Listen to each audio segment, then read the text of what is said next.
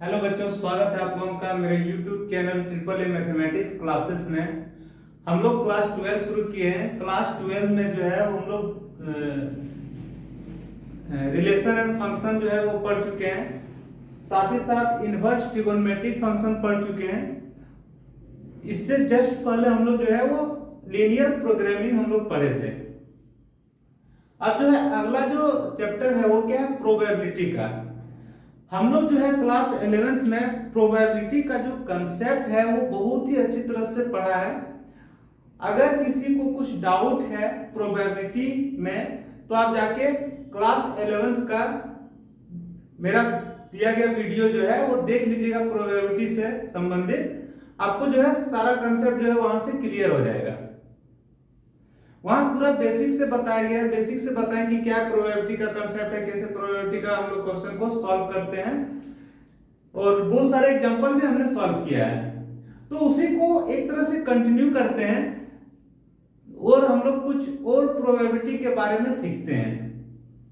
Probability क्या होता है, अगर सैंपल स्पेस कोई भी रैंडम एक्सपेरिमेंट का सैंपल स्पेस दिया हुआ है जिसे हम लोग एस से डिनोट करते हैं, और एक कोई इवेंट ई दिया हुआ है, तो सिंपल हमें जानना है कि प्रोबेबिलिटी ऑफ ई क्या होता है कि number of E divide number of S, event की संख्या divide number of sample space.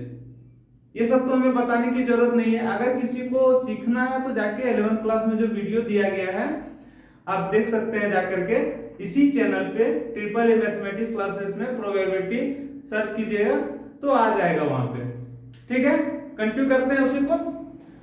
अब देखिए यहां पे हम लोग क्या करेंगे, शुरुआत करेंगे कंडीशनल प्रोबेबिलिटी से। शुरुआत किससे करें, कंडीशनल प्रोबेबिलिटी। प्रोबेबिलिटी अगर क्लास 11th में हम लोग पढ़े हैं ठीक से तो हमें क्लास 12 जो है वो बहुत ही आसान लगेगा। थोड़ा सा भी दिक्कत उसमें नहीं होगा। मैं बार बार बता रहा हूं कि जिसको भी दिक्कत है वो जाके क्लास 11th का मेरा दिया गया वीडियो जाके देख लें, वो समझ में आ जाएगा। तो हम लोग आगे बढ़ते हैं। हम लोग यहां शुरुआत करेंगे कंडीशनल प्रोबेबिलिटी। कंडीशनल प्रोबेबिलिटी क्या है, देखिए सिंपल आसान भाषा में अगर आप समझना चाहें तो आसान भाषा में इस तरह समझ सकते हैं कि कोई एक सैंपल स्पेस दिया हुआ, कोई भी रैंडम एक्सपेरिमेंट का सैंपल स्पेस दिया हुआ है, वहां पे हमें एक इवेंट का प्रोबेबिलिटी निकालना है जबकि एक इवेंट पहले घट चुका है। क्या है कि कोई भी रैंडम एक्सपेरिमेंट का सैंपल स्पेस दिया हुआ है, हमें कोई एक इवेंट का जो है प्रोबेबिलिटी निकालना है। कब निकालना है, किस कंडीशन में निकालना है, ऐसा कंडीशन में निकालना है कि दूसरी घटना जो है पहले घट चुकी है, तब हम एक इवेंट का जो है प्रोबेबिलिटी निकाल रहे हैं। ध्यान से सुनिए, कोई रैंडम एक्सपेरिमेंट है उसमें सैंपल स्पेस दिया हुआ है, हम लोग कोई घटना का प्रोबेबिलिटी निकाल रहे हैं। किस कंडीशन में निकाल रहे हैं, जब एक घटना ऑलरेडी घटित हो चुका है। समझ में आ गया, एक घटना का प्रोबेबिलिटी निकाल रहे हैं जबकि दूसरा घटना जो है ऑलरेडी पहले ही घटित हो चुका है। उसी कंडीशन में हम लोग इस घटना का जो है प्रोबेबिलिटी निकालेंगे। यहां भी वही कह रहा है, क्या कह रहा है, if E and F are two events associated with the given sample space of a random experiment. E और एफ जो है वो दो इवेंट्स है associated with given sample space of a random experiment. कहां से है, किससे संबंधित है, तो एक रैंडम एक्सपेरिमेंट की जो सैंपल स्पेस है वहां से ई और एफ जो है वो दो घटना दिया हुआ है। तब कहता है कि the conditional probability of the event E given that F has occurred that is P E by F equal to P E intersection F divide P F. समझ में आया क्या बोल रहा है कि एक रैंडम एक्सपेरिमेंट का सैंपल स्पेस है, उसी सैंपल स्पेस में से कोई दो घटना है, एक ई है दूसरा एफ है, तो बता रहा है conditional probability of event E. E का हम लोग कंडीशनल प्रोबेबिलिटी निकालेंगे। किस कंडीशन में निकालेंगे, given that F has occurred, कि एफ जो है ई का निकाल रहे हैं और एफ जो घटना पहले घटित हो चुका है। उस केस में कंडीशनल प्रोबेबिलिटी ई को हम लोग डिनोट करेंगे probability of E by F. किससे डिनोट करेंगे, probability of E by F. और इसको हम लोग किससे निकालेंगे, इसका फार्मूला हो जाएगा probability of E intersection F divide probability of F. क्या हो जाएगा? Probability of E intersection F divide probability of F, जहां पे प्रोबेबिलिटी ऑफ एफ जो है वो 0 के बराबर नहीं होगी। ठीक है, एक बार और समझ लीजिए कि कोई एक सैंपल, मान लीजिए एक सिक्का को उछालें या फिर दो सिक्के को उछालें, तो उसका जो भी सैंपल स्पेस है हो रहा है। अब हमें उसका हेड की प्रायिकता निकालना है कि दोनों में हेड आने की प्रायिकता क्या है। साथ ही साथ दे रखा है गिवन दैट कि एक ऐसा इवेंट है जिसमें जो है वो दोनों सिक्का में जो है वो हेड आ रहा है, दोनों सिक्का में हेड आ रहा है, इस तरह का पहले से दिया हुआ इवेंट है। और हमें निकालना है प्रोबेबिलिटी किसका, कंडीशनल प्रोबेबिलिटी किसका निकालना है कि एक ऐसा इवेंट का प्रोबेबिलिटी निकालना है जिसमें एक सिक्का में हेड आए। तो उस केस में हम लोग अगर कंडीशनल प्रोबेबिलिटी ऑफ ई की बात करेंगे तो उसको हम लोग डिनोट करेंगे probability of E by F से, और उसका फॉर्मूला हो जाएगा probability of E intersection F divide probability of F. Simple समझना है कि कंडीशनल प्रोबेबिलिटी जब ई का निकालना है, एफ दिया हुआ रहेगा तो हम लोग ई बाय एफ लिखेंगे। अगर मान लीजिए बोल रहा है इस तरह conditional probability of A, conditional probability of ए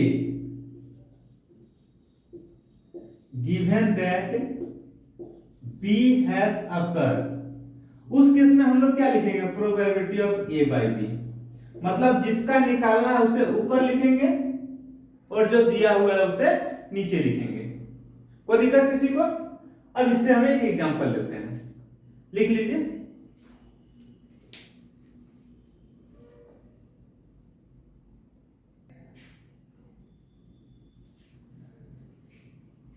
यहां पे देखिए, यहां पे क्वेश्चन दे रखा है, क्या दे रखा है, if probability of A equal to 7/13, probability of P equal to 9/13 and probability of A intersection B equal to 4/13, find probability A by B।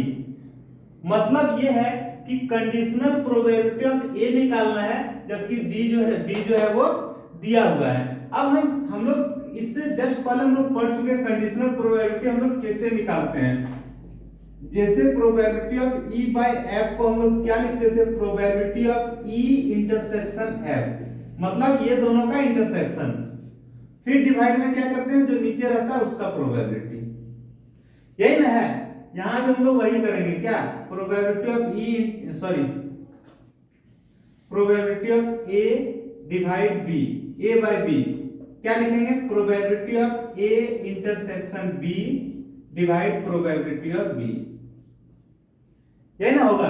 अब बैठा दीजिए, जो वैल्यू दिया हुआ है हम लोग लिखेंगे probability of A intersection B दिया हुआ है, हाँ यहाँ पे दिया हुआ है कितना, 4/13 लिख दिए हम लोग, क्या, 4/13।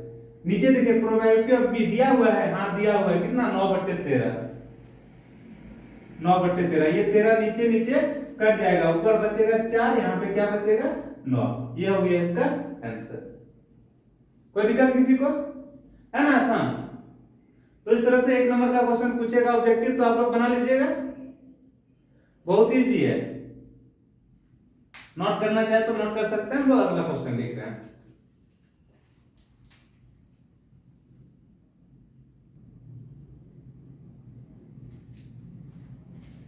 यहां देखिए, यहां पे क्वेश्चन दिया हुआ है, क्या दिया है, a family has 2 children, a family has 2 children, what is the probability that both the children are boys given that at least one of them is a boy. यहां पे क्या दिया है, एक फैमिली है, उसके पास 2 बच्चे हैं। अगर उसके पास 2 बच्चे हैं तो सैंपल स्पेस क्या क्या हो सकता है, पहले हम लोग उसे लिख लेते हैं। सैंपल स्पेस क्या हो सकता है, सैंपल स्पेस हो सकता है या तो दोनों लड़का है या तो दोनों लड़की है, या फिर इस तरह हम लोग लिख सकते हैं, या तो दोनों लड़का है या फिर एक लड़का है दूसरा लड़की है, या फिर फर्स्ट लड़की है दूसरा लड़का है, या फिर हो सकता है दोनों जो है वो लड़की है। अगर किसी फैमिली में 2 बच्चे हैं तो सैंपल स्पेस जो है क्या क्या हो सकता है, या तो दोनों का दोनों लड़के हैं, ये भी हो सकता है, या हो सकता है बड़ा वाला लड़का है, छोटी वाली जो है लड़की है, ये भी हो सकता है। या फिर हो सकता है बड़ा जो लड़की, बड़ी वाली लड़की है, छोटा जो है वो लड़का है। या फिर हो सकता है दोनों का दोनों जो है वो लड़की है। ये सैंपल स्पेस हो सकता है, होगा। ये जो दिया हुआ जो है कि आ फैमिली है 2 चिल्ड्रन, तो ये सैंपल स्पेस होगा। अब देखिए यहाँ पे एक चीज ध्यान देना है, जिसका प्रोबेबिलिटी निकालने बोलेगा उसे हम लोग ई मानेंगे, और जो दिया हुआ रहेगा उसे हम लोग एफ मानेंगे हमेशा। जिसका प्रोबेबिलिटी निकालना है उसे क्या मानेंगे, ई, और जो दिया हुआ रहेगा उसे हम लोग क्या मानेंगे, एफ। तो यहाँ पे क्या पूछ रहा है, what is the probability that both the children are boys. मतलब यही पूछ रहा है, इसी का प्रोबेबिलिटी पूछ रहा है। किसका प्रोबेबिलिटी पूछ रहा है,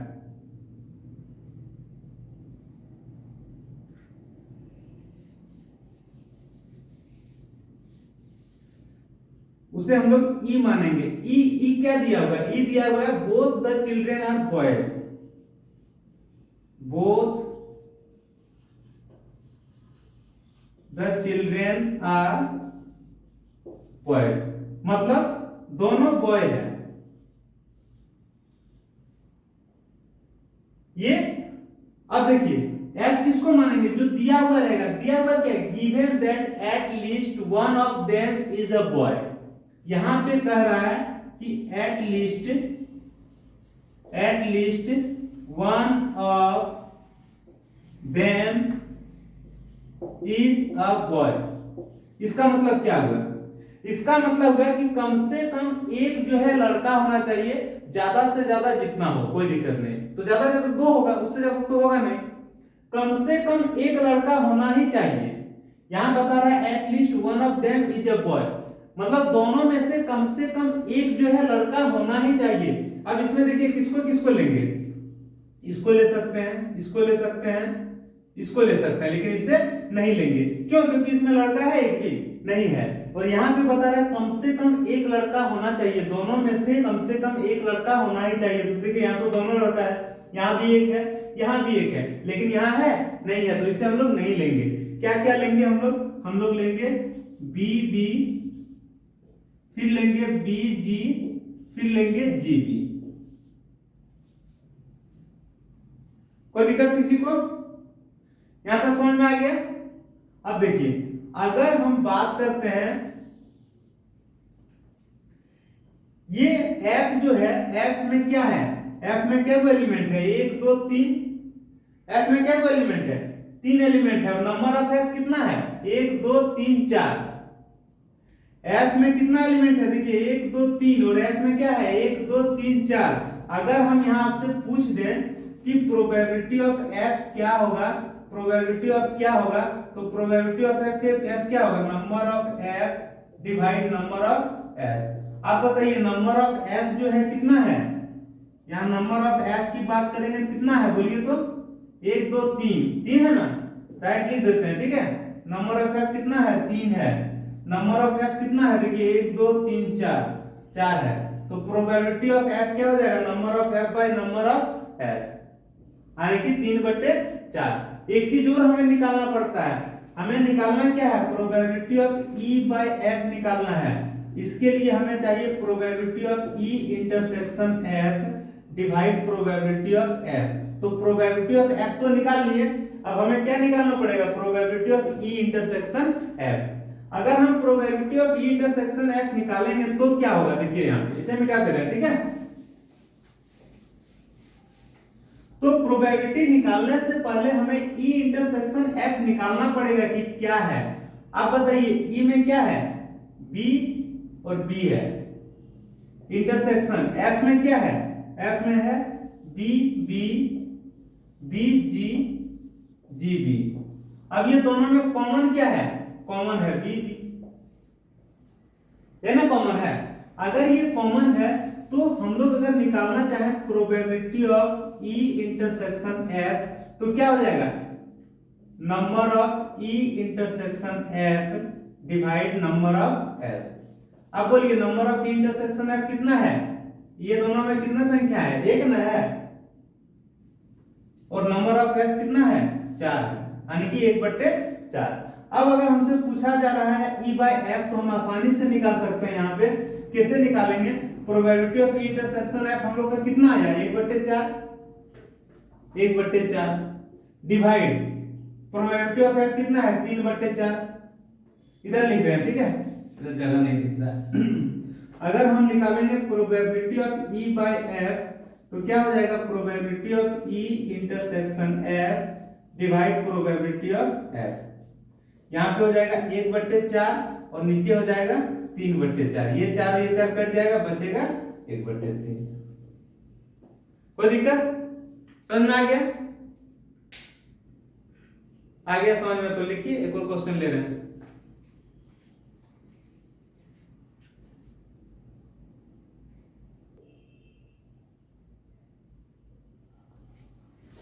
देखिए यहां पे हम लोग एक क्वेश्चन लिखे हैं, एक एग्जांपल लिए हैं। क्या एग्जांपल है? एग्जांपल ये है कि 10 cards number 1 to 10 are placed in a box. 10 card लिए हम लोग जिसमें नंबरिंग किया हुआ है 1 से लेकर 10 तक, उसे हम लोग एक बॉक्स में रख दिए। Mix up thoroughly and then one card is drawn randomly. और पूरी तरह से हम लोग रैंडमली जो है मिला दिए। मिलाने के बाद एक कार्ड को हम लोग निकालें। If it is known that the number on the drawn card is more than 3, और यह पाया गया कि जो निकाले उसमें जो नंबर जो दिख रहा है वो 3 से ज्यादा का है। जो नंबर दिख रहा है वो क्या है? 3 से ज्यादा का है। तो what is the probability that it is an even number? तो प्रोबेबिलिटी निकालना है ताकि ये जो दिया गया जो नंबर था वो क्या है? इवन नंबर आए। मतलब देखिए आसान भाषा में समझिए इससे कि क्या दिया गया है। हम लोग 10 कार्ड लिए, 10 कार्ड में नंबरिंग किया है 1 से लेकर 10 तक। हम लोग उसे एक बॉक्स में रखे और रैंडमली हम लोग मिला दिए। मिलाने के बाद एक कार्ड को निकालें। निकालने के बाद देखा जाता है कि वो जो कार्ड है उसमें नंबरिंग किया हुआ है वो 3 से ज्यादा का है। वो 4 हो सकता है, 5 हो सकता है, 6 हो सकता है, 10 तक कुछ भी हो सकता है, लेकिन वो 3 से बड़ा है। तो पूछ रहा है प्रोबेबिलिटी निकालना है कि दिया गया कार्ड का जो नंबर है वो इवन नंबर है। क्या है? इवन नंबर है। अब यहाँ पे समझिए कि जो दिया गया है उसे हम लोग क्या मानते हैं? ई मानते हैं। और ई क्या दिया है? ई दिया है it is non, it is an even number.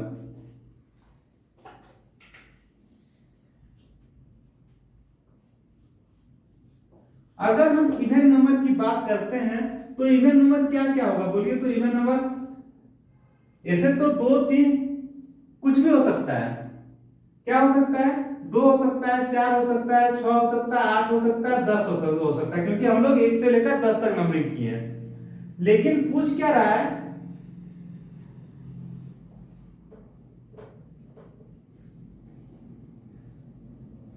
पूछ रहा है सबसे पहले यहाँ पे क्या पूछ रहा है? If it is known that the number on the drawn card is more than 3।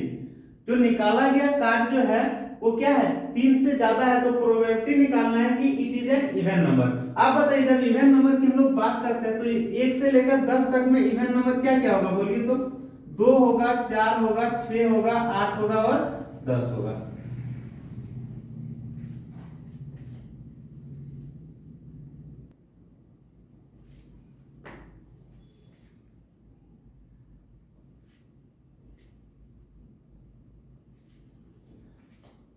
और क्या दिया हुआ है? जो दिया हुआ रहता है उसे हम लोग क्या मानते हैं? एफ मानते हैं। तो यहाँ पे एफ जो होगा, एफ क्या दिया है कि the number on the drawn card is more than 3। क्या है? More than 3। वो जो कार्ड पे जो नंबर दिख रहा है वो 3 से ज्यादा है। तो 3 से ज्यादा क्या होगा? सॉरी 3 से ज्यादा है तो क्या होगा? 4 होगा, 5 होगा, 6 होगा, 7 होगा, 8 होगा, 9 होगा और 10 होगा। अगर वो इवन, देखिए प्रोबेबिलिटी किसका निकालना? What is the probability that it is an even number? Probability हम लोग जिसका निकालते हैं उसे हम लोग इवेंट ई मानते हैं। तो यह इवन नंबर है, तो इवन नंबर 2 4 6 8 10 है, 1 से लेकर 10 तक में। और दिया गया है जो है it is known that the number on the drawn card is more than 3। निकाला गया कार्ड में जो नंबर है वो क्या है? 3 से बड़ा है। तो 3 से बड़ा है तो 4 5 6 7 8 9 10 होगा। यहां तक कोई दिक्कत नहीं? अगर यहां तक दिक्कत नहीं है तो अगर हम लोग ई इंटरसेक्शन एफ निकालना चाहें तो हम लोग निकाल सकते हैं। किससे? ई में क्या दिया है? 2 4 6 8 10। इंटरसेक्शन एफ में क्या दिया है? एफ में दिया है 4 5 6 7 8 9 10। अब ये दोनों में कॉमन क्या होगा, दोनों में कॉमन हो जाएगा 4 6 8 10, यही ना कॉमन होगा। यहां तक कोई दिक्कत? अब देखिए, अब इसको मिटा दे रहे हैं क्वेश्चन को।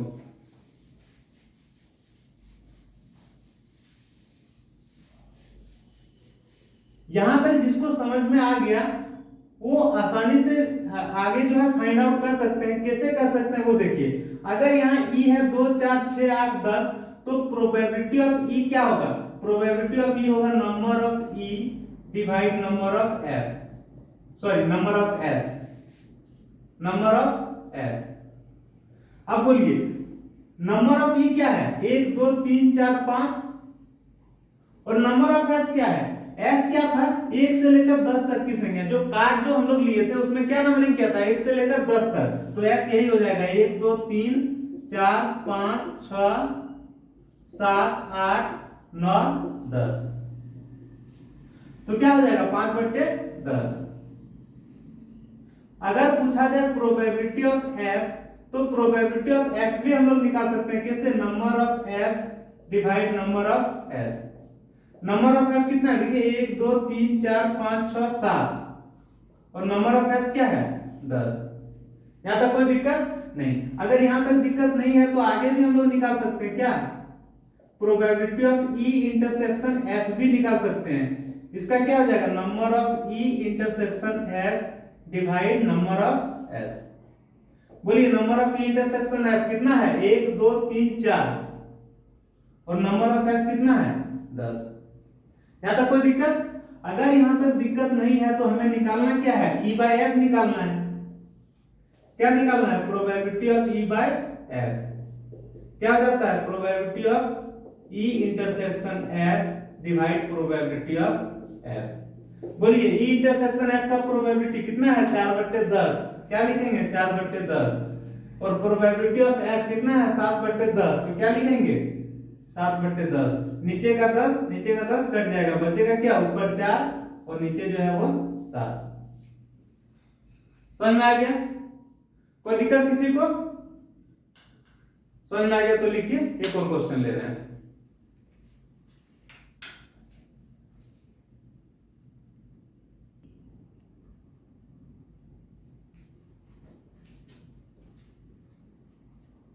देखिए यहां पे क्वेश्चन दिया हुआ है, क्या दिया है, in a school there are 1000 students. एक स्कूल है जिसमें 1000 स्टूडेंट्स हैं, out of which 430 are girls, जिसमें से 430 क्या है, गर्ल्स है। ध्यान से समझिएगा, एक स्कूल है जिसमें 1000 स्टूडेंट है, 1000 स्टूडेंट में से 430 जो है वो गर्ल्स है। बहुत सारे होंगे जो बॉयज स्कूल में पढ़ते होंगे, वहां गर्ल्स नहीं मिलेंगे, लेकिन ये क्या है, जहां ऐसा स्कूल है जहां पे बॉयज और गर्ल्स दोनों पढ़ाई करते हैं।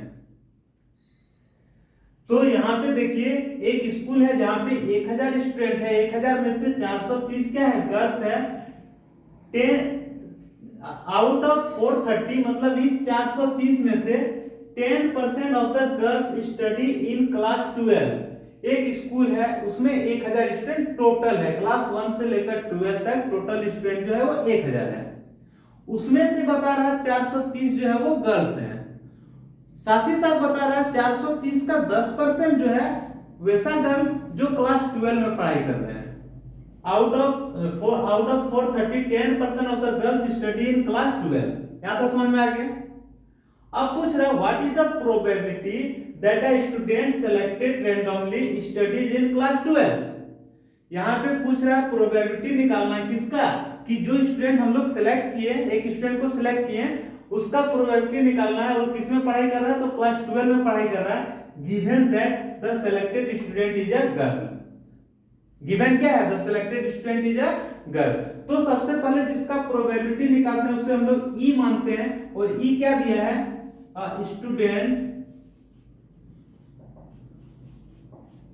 स्टूडेंट सेलेक्टेड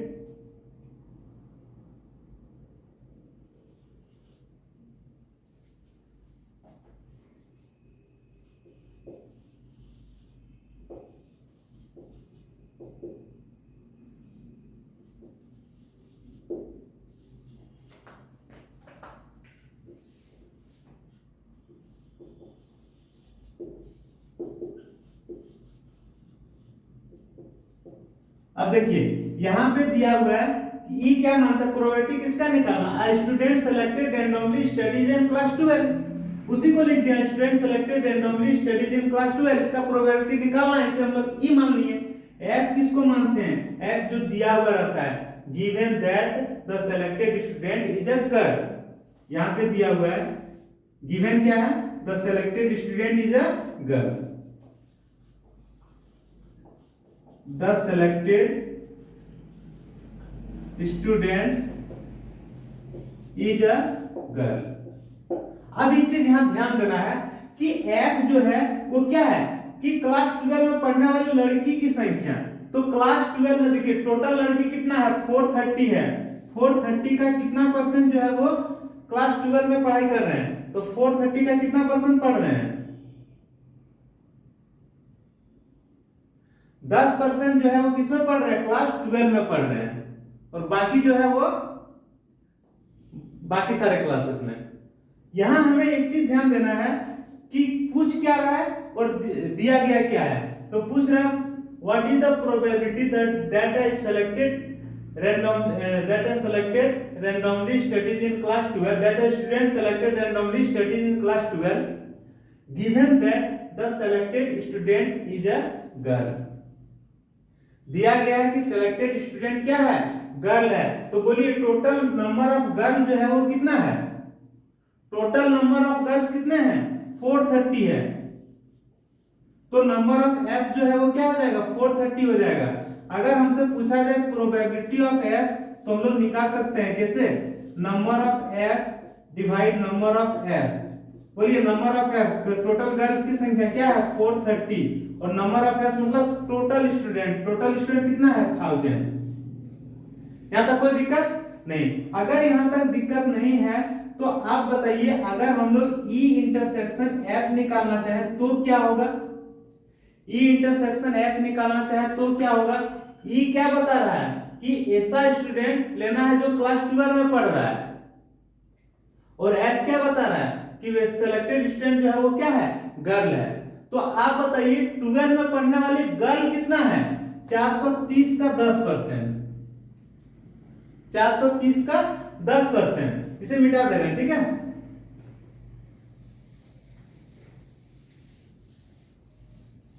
यहां हम लोग लिख सकते हैं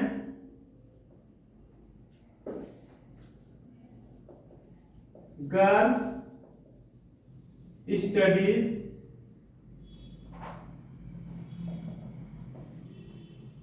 इन क्लास 12 कितना है, 430 का 10%, 430 का 10% कितना होगा,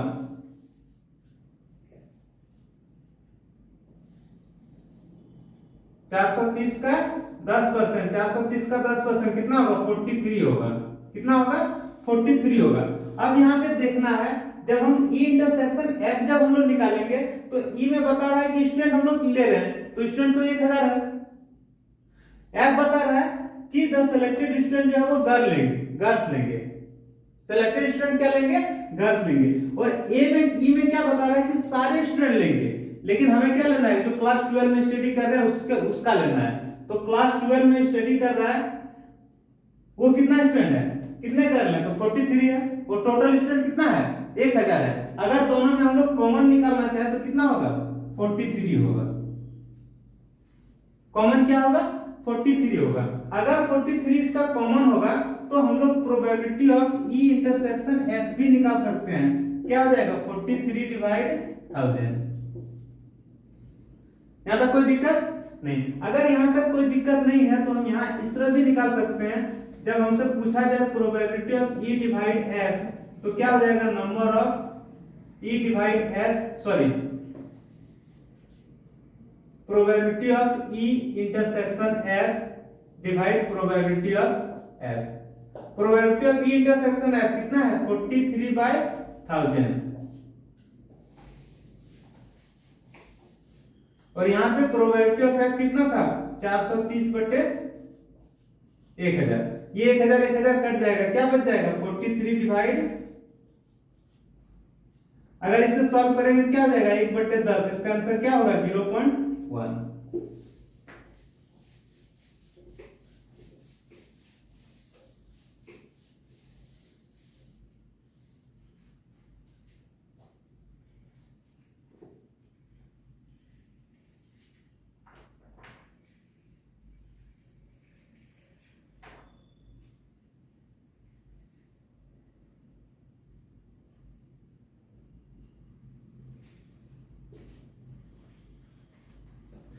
देखिए अगर यहाँ पे किसी को दिक्कत हो रहा तो हमें ये जानना है कि जो इवेंट दिया है वो क्या दिया था, a student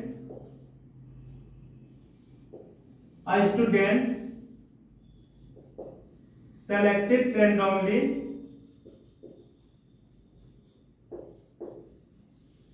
studies in class 12 ये दिया हुआ था। और एफ क्या दिया हुआ था, एफ क्या दिया हुआ था कि जो हम लोग given that the selected student क्या था, गर्ल्स था। तो क्लास 12 में गर्ल्स कितने हैं, क्लास 12 में गर्ल्स जो है वो कितने हैं, क्लास 12 में गर्ल्स कितने हैं 430 का 10%, 430 का 10%। अगर हम लोग सॉल्व करेंगे क्या हो जाएगा 43 होगा, मतलब ई और एफ का जो इंटरसेक्शन होगा क्या होगा 43 ही होगा, क्या होगा 43 होगा। कोई दिक्कत। और यहाँ पे जो दिया हुआ है probability of E by F हम लोग कैसे निकालेंगे, probability of E intersection F divide probability of F, solve करेंगे तो आंसर क्या है 0.1। लिखिए एक और क्वेश्चन ले रहे हैं।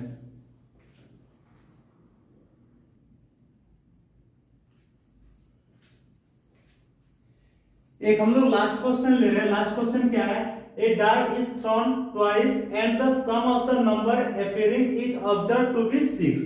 एक पासा को फेंका गया, एक पासा को 2 बार फेंका गया और जो नंबर आएगा तो नंबर का सम जो है, नंबर का जो सम है वो देखा गया कितना 6 आ रहा है। एक पासा को 2 बार फेंका गया और देखा जा रहा है कि दोनों जो फेंके हम लोग तो दोनों में जो संख्या दिख रहा है, संख्या का जो सम है वो कितना आया 6 है। What is the probability, conditional probability that the number 4 has appeared at least once. Conditional probability निकालना है जिसमें 4 जो है कम से कम एक बार जरूर आए। तो मतलब जो निकालना उसे हम लोग ई मानते हैं। ई क्या दिया है, the number 4 has appeared at least once, मतलब नंबर 4 जो है कम से कम एक बार आना चाहिए। तो जब हम लोग 2 पासे को जब हम लोग फेंकते हैं तो नंबर ऑफ एस कितना होता है 36 होता है। हम लोग पहले पढ़ चुके हैं, क्लास 11 में पढ़ चुके हैं क्या क्या होता है वो भी हम लोग जान चुके हैं, तो वो डिटेल हम यहाँ पे नहीं बताएंगे। सिंपल हम देखेंगे कि तो number 4 has appeared at least once, ये जो 4 जो है कम से कम एक बार आ रहा है तो क्या क्या होगा बोलिए, 4 1 होगा, फिर क्या होगा 4 2 होगा, 4 3 होगा, 4 4 होगा, 4 5 होगा, 4 6 होगा, कम से कम एक बार आ रहा है। अगर ऐसा कंडीशन होगा तो ऐसा भी तो हो सकता है 1 4 2 4 3 4 4 4, लेकिन यहाँ पे 4 4 एक बार आ चुका है तो दोबारा नहीं आएगा। तो दोबारा नहीं आएगा क्या लिख देंगे यहाँ पे 5 4 और लास्ट में 6 4। कोई दिक्कत किसी को। तो देखिए इसमें क्या है कम से कम एक बार 4 जरूर आया सब में, और ऐसा कोई नहीं है जिसमें कम से कम एक बार 4 आए। एक पासा को जब 2 बार हम लोग फेंकते हैं तो सैंपल स्पेस 36 होता है। अगर आपको इससे डिटेल समझना है तो आप क्लास 11 का वीडियो देख सकते हैं, वहां पे पूरा डिटेल दिया हुआ है।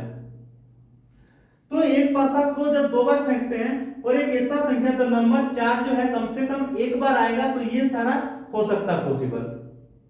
अब हम लोग एफ की बात करते हैं। एफ क्या बता रहा है कि the sum of the number appearing is observed to be 6। Sum of number क्या है 6 है, सम ऑफ द नंबर जो है वो क्या है 6 है। तो 6 किसमें होगा, 1 5 में होगा, 2 4 में होगा, 3 3 में होगा, 4 2 में होगा, 5 1 में होगा। और किसी में होगा नहीं होगा, और किसी में नहीं होगा। अब हमें कंडीशनल प्रोबेबिलिटी निकालना है क्या, ई बाय एफ। क्या निकालना है हमें निकालना है probability of E by F. तो probability of E by F के लिए हमें क्या चाहिए, probability of E intersection F चाहिए, साथ ही साथ प्रोबेबिलिटी ऑफ एफ चाहिए। तो हम यहां से निकाल लेंगे आसानी से। कैसे निकालेंगे वो देखिए।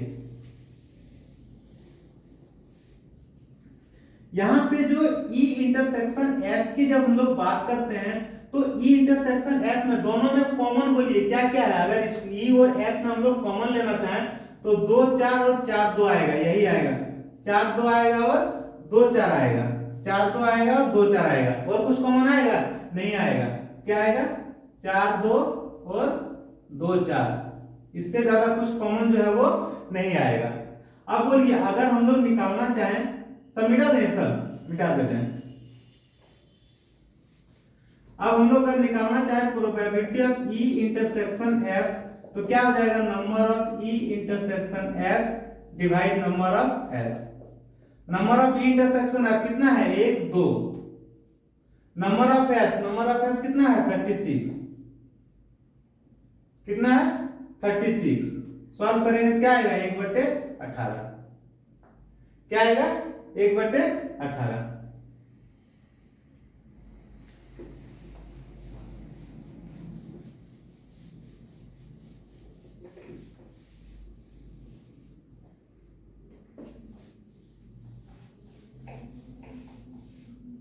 यहां पे देखिए जब हम लोग प्रोबेबिलिटी ऑफ एफ निकालेंगे तो क्या होगा? प्रोबेबिलिटी ऑफ एफ क्या होगा? Number of F divide number of S. F क्या था? एफ था क्या कि कम से कम जोड़ जो है क्या आना चाहिए? 6 आना चाहिए। तो जोड़ 6 किस में था? 1 5 में था, फिर किस में था? 2 4 में, फिर 3 3 में, फिर 4 2 में, फिर 5 1 में। यानी कि 1 2 3 4 5 यही ना था? 1 5 2 4 3 3 4 2 5 1। यानी कि 1 2 3 4 5 कितना है? 5। नंबर ऑफ एस कितना था? 36। कोई दिक्कत किसी को? नहीं। अगर दिक्कत नहीं है तो हम probability of E divide x आराम से निकाल सकते हैं। क्या होगा? Probability of E intersection F divide probability of F. E intersection F का वैल्यू 1/18 आया था, या फिर इसे 2/36 ही रहने देते हैं, सॉल्यूशन में आसानी होगा। यहाँ पे क्या आएगा? 2/36 और प्रोबेबिलिटी ऑफ एफ कितना है? 5/36। सॉल्व करेंगे 36 कट जाएगा, ऊपर 2 बचेगा, नीचे जो है वो 5 बचेगा। समझ में आ गया कंडीशनल प्रोबेबिलिटी? कोई दिक्कत किसी को? तो आज का क्लास हम लोग यहीं तक रखते हैं। अगले क्लास में कंडीशनल प्रोबेबिलिटी का हम लोग कुछ प्रॉपर्टी डिस्कस करेंगे और इसके अलावा और बहुत सारे एग्जांपल जो हम लोग सॉल्व करेंगे। इस क्लास को यहीं पे खत्म करते हैं। मिलते हैं अगले क्लास में। Bye bye, take care and good night.